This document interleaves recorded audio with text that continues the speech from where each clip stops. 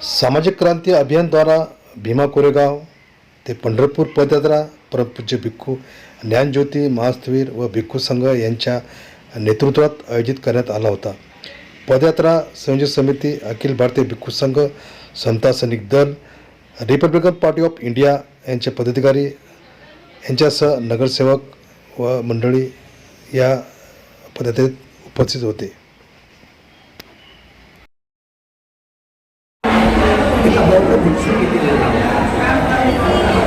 पहिल्यांदा मुळापासून पाहावं लागेल। तिसऱ्या महासंघायनानंतर मुंबई प्रतिष्ठा यांच्या आदेशावर महाधर्मरक्षक नावाची व्यवस्थित सुप्रीम त्यांना महाराष्ट्रात पाठवलं होतं। चंद्रभागा नदीच्या काठावर हे महाविहार बांधलंय। त्याच्या पायाभरणीपासून तर बुद्धाच्या मूर्तीची प्रतिष्ठापना होईपर्यंत त्यांच्या उपस्थितीत समारंभ पार पडला। ते कुठे लिहिले आहे? महावंश हा अनुचितकाचा ग्रंथ आहे। तुम्ही पाठण्याला भगवद्गीतेमध्ये अक्षर लिहिले काय लिहिले आहे?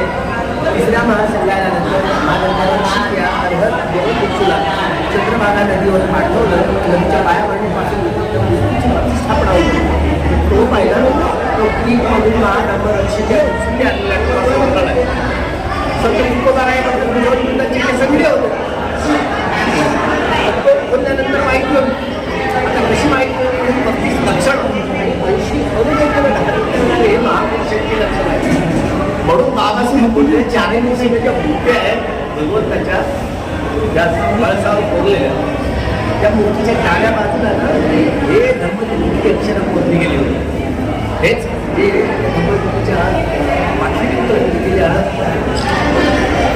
काम लिहिलेले ते महावंश या अनुपिटकामध्ये ठेवलेली आहे, लिहिलेली आहे।